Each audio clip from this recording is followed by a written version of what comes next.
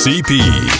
Are you serious? He's gone! 40, 30, Portis all the way! Touchdown Redskins, 64 yards! 26 minutes.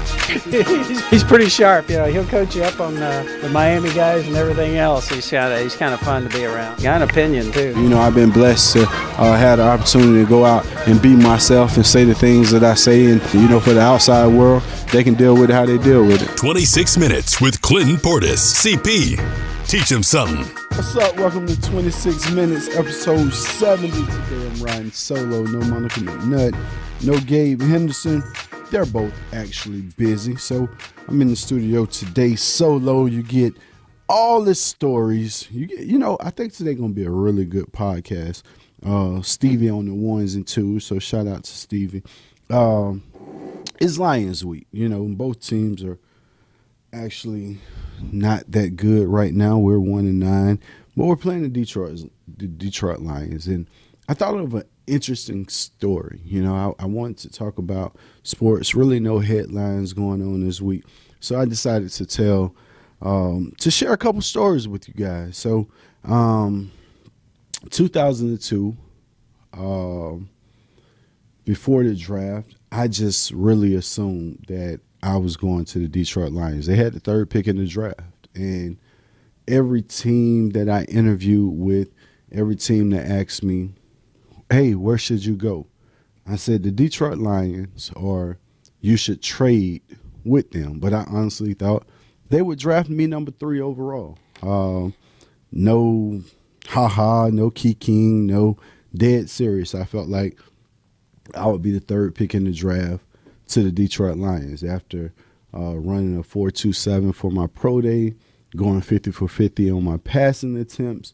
At the time, the most I had ever benched in my life, I benched 225 7 times for pro day. So I felt like my stock should be rising. I felt like I was shooting up the charts like no other because I didn't see anyone else that should have been drafted before me. I look back to this draft.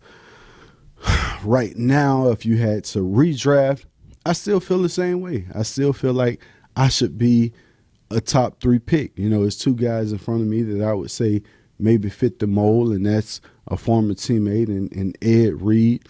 Probably should have been the first pick of that draft to the Houston Texans, and Julius Peppers, who was the second pick, probably should have still been the second pick to the Carolina Panthers. At number 3, I'm still going to put my name in that slot to the Detroit Lions. And the Detroit Lions chose to take Joey Harrington, quarterback from Oregon, who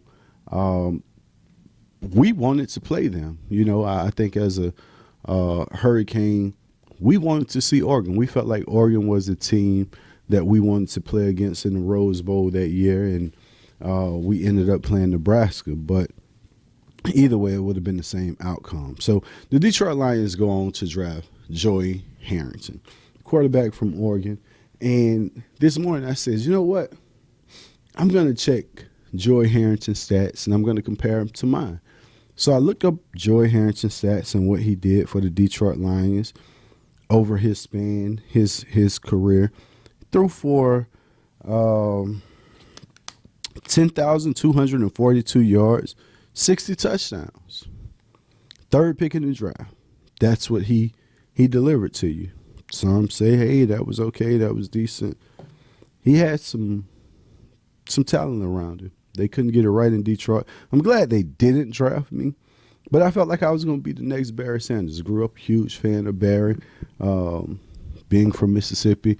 Everybody in Detroit, Chicago migrated from Mississippi. So I just felt like it was going to be the perfect fit. And I was going to be freezing in Detroit and playing for the Detroit Lions and trying to bring life back to that organization with a running game. And I didn't get the opportunity. So I looked at my stats, and I looked at Joey Harrington's stat, and finished my career with overall yards because he's a quarterback, so he's throwing the ball. So I just said, hey, rushing and passing. For myself, 12,041 yards. I think the Detroit Lions would still kick themselves in the butt for that mistake. And Matt Millen, who I talked to during the draft process, Marty Morningweg was the head coach of the Detroit Lions at the time. So I just wonder if they ever think, man, maybe we should have drafted Clint Portis, and maybe my career would have been different. Maybe you never heard of me. Maybe, hey, it could have been the next Barry Sanders. Who knows? But anyways, I thought that would be a great story to share with you all, being that the headlines for this game or the excitement for this game is kind of blah.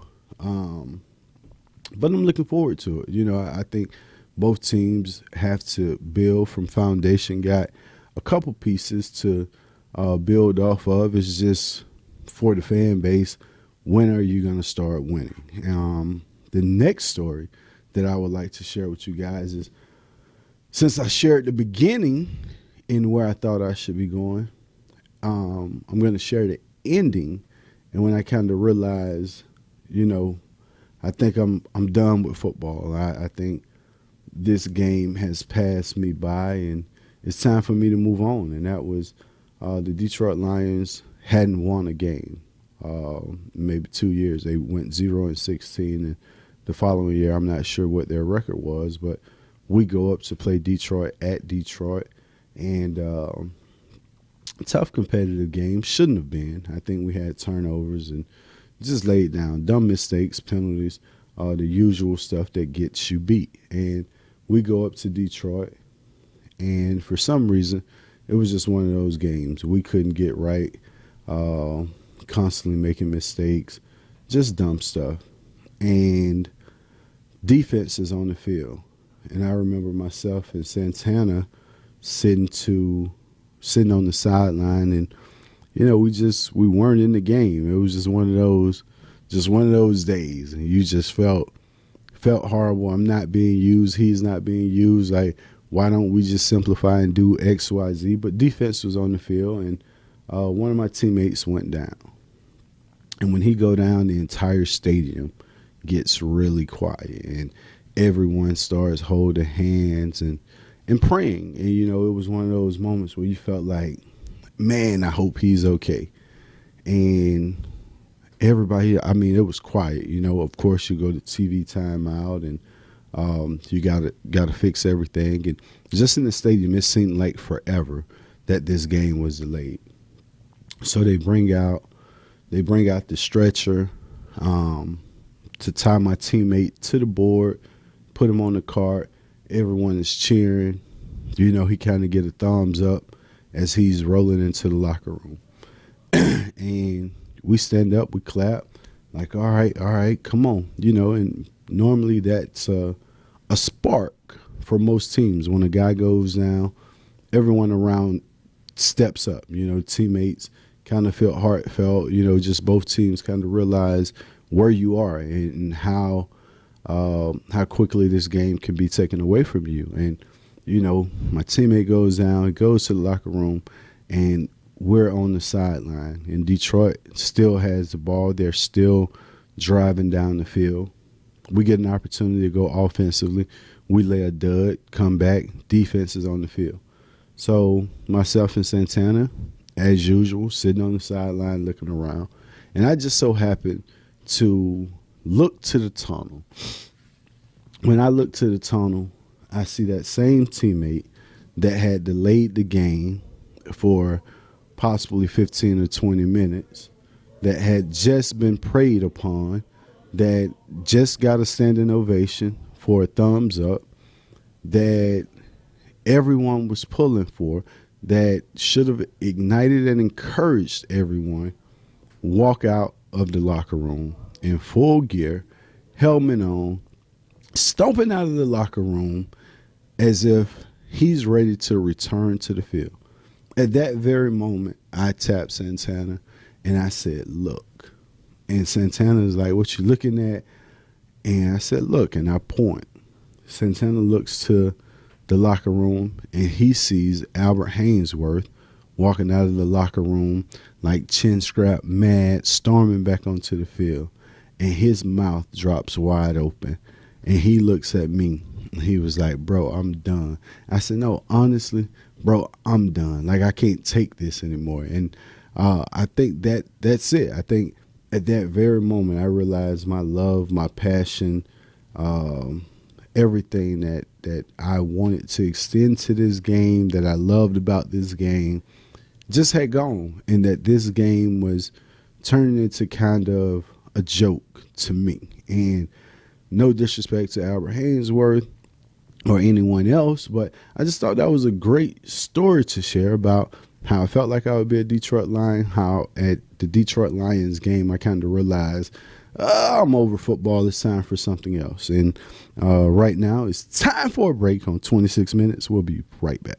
Fantasy football season is right around the corner, and this season there are more ways to win than ever because FanDuel has more ways to win cash prizes and once-in-a-lifetime experiences during every single game, every single week. Never played FanDuel fantasy football before? Great, because new users get a $5 bonus with their first deposit. Sign up for FanDuel now and get $20 in total bonus. Just make your first deposit to get started, and you'll get an extra $5 in site credit every week for 4 weeks. Go to FanDuel.com or download the FanDuel app.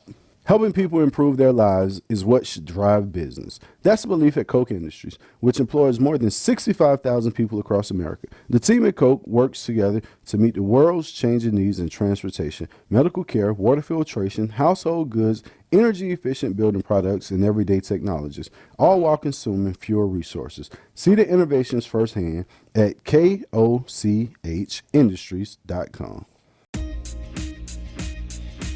Welcome back to 26 Minutes. Again, riding solo for the day. Monica McNutt off in New York doing big things. Gabe Henderson couldn't fill in today just because he has other obligations, and he's always willing to be a guest on the show. But I told Gabe today, I got it, man. Don't even worry about it.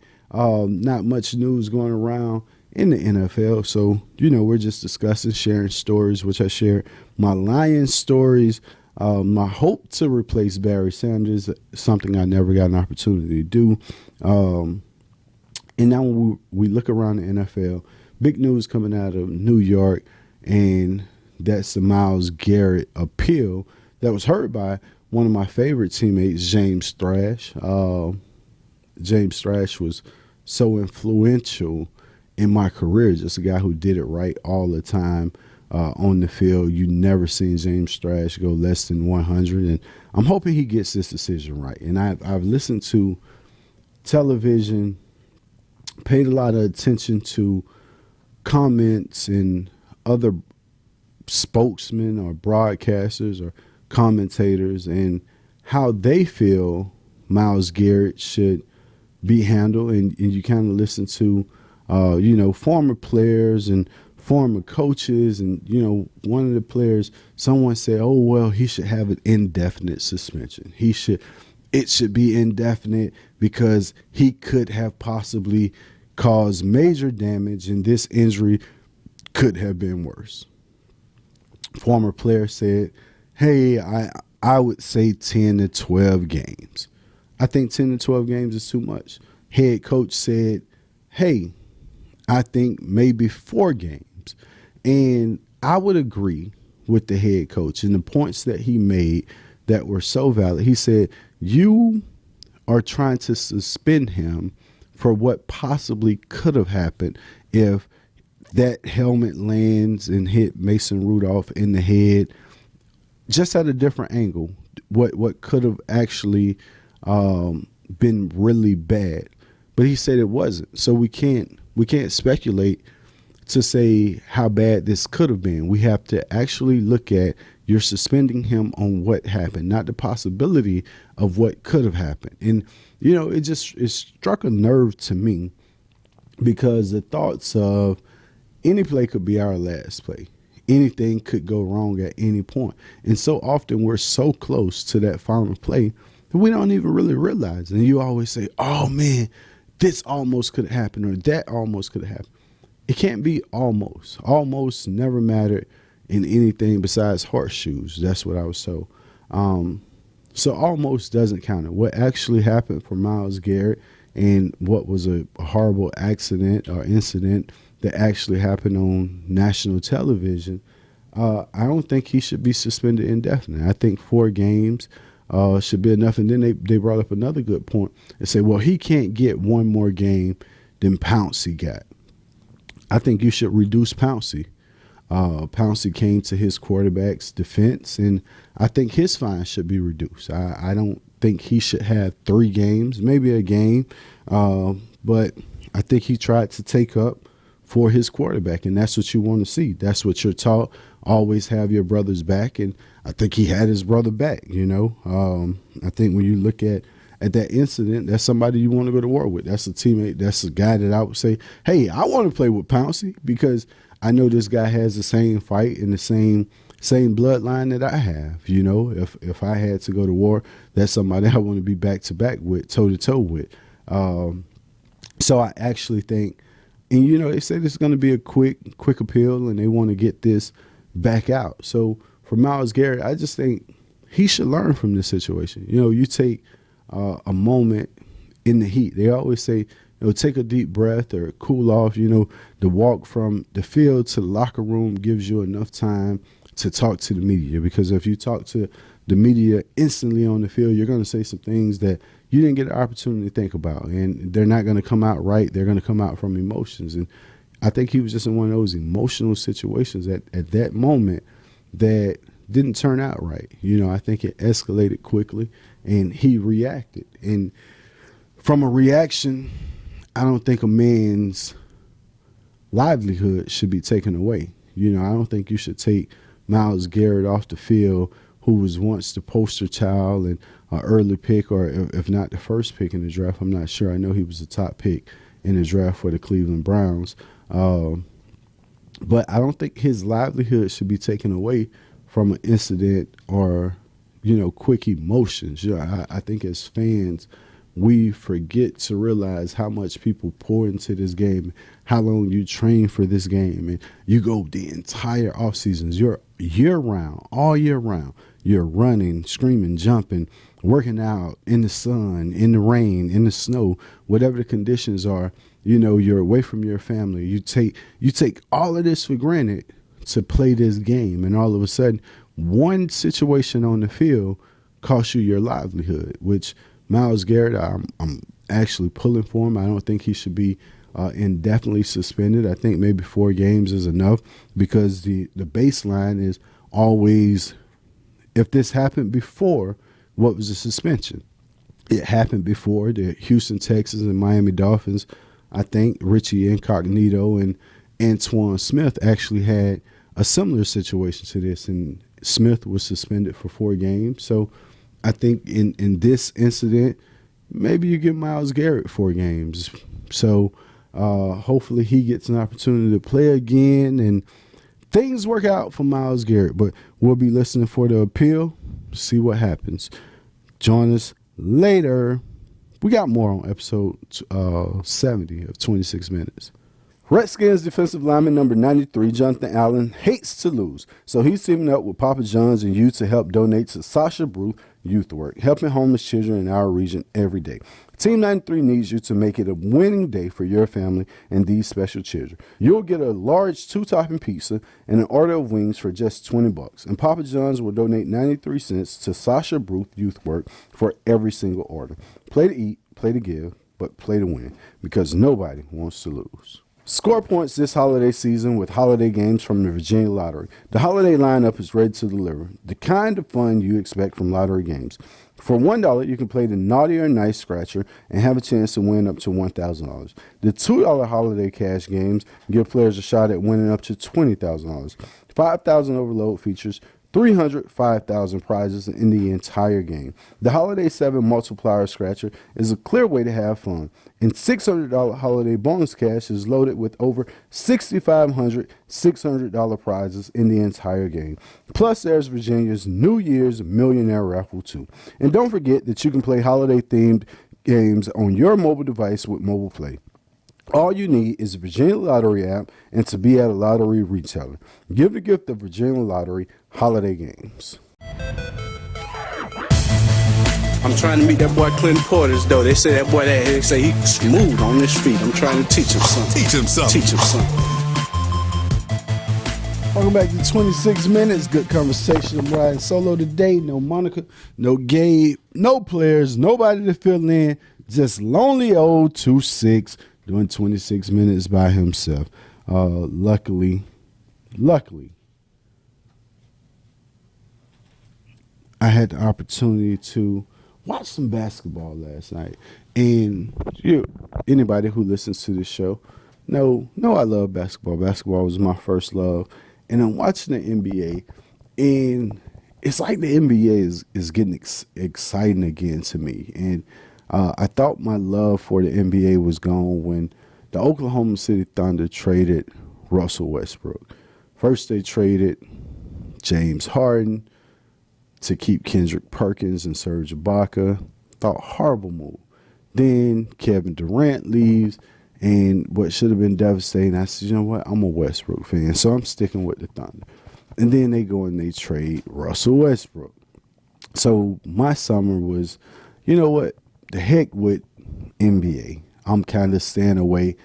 I'm almost on the verge of boycotting the NBA just because I don't know if I could cheer for Russell Westbrook, and I don't want to switch team and be a bandwagon guy like all of the LeBron fans that constantly, I'm a Cavs, then I'm a Heat. They got like 4 or 5 tattoos.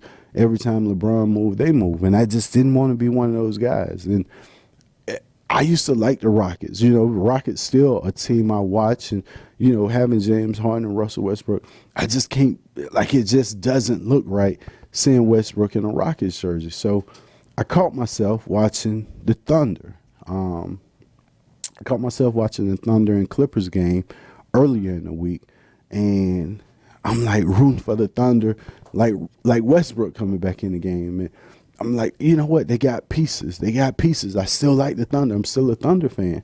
And then I'm watching other teams around the NBA, and I watched Portland and Melo come back, his return.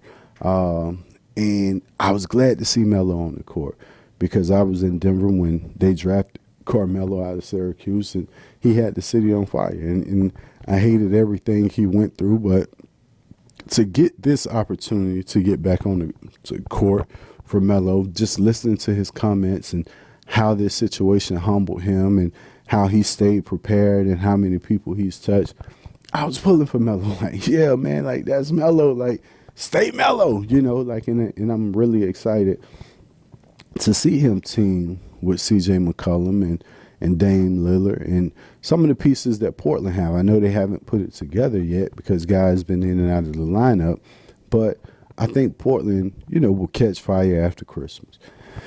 Which takes me to the conversation of the Clippers. Start with the Clippers, Kawhi Leonard and Paul George finally on the court together and kind of delivered everything you thought they would deliver. I watched the Clippers play the Celtics last night, who's really been the surprise team of the NBA because you're thinking, whoa, they lost Kyrie Irving, but they replaced Kyrie with Kemba Walker, and Kemba Walker is a much better fit with those younger guys, and you see Kemba having fun and those guys responding. I think Tatum and Brown, it opens up the court, Marcus Smart, they all get their opportunity. So watching the Celtics, who I would say is my surprise team this season in the NBA because I didn't expect this from the Celtics, and some of the guys that they have that's playing and contributing we've never heard of. So to see the Celtics go out and compete and for this game to come down to the wire and end in classic fashion with Kawhi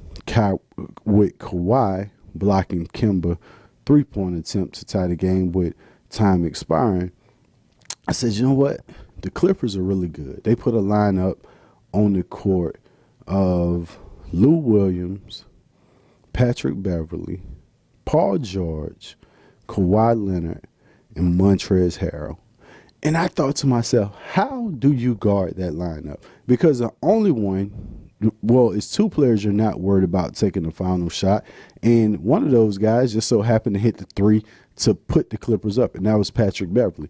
So if it's the end of the game, you have these 5 guys on the court. I'm really not concerned with Montrezl Harrell taking an open jumper or Patrick Beverly. But at the same time, Montrezl Harrell on the board or, tipping the ball in, you have to be aware of.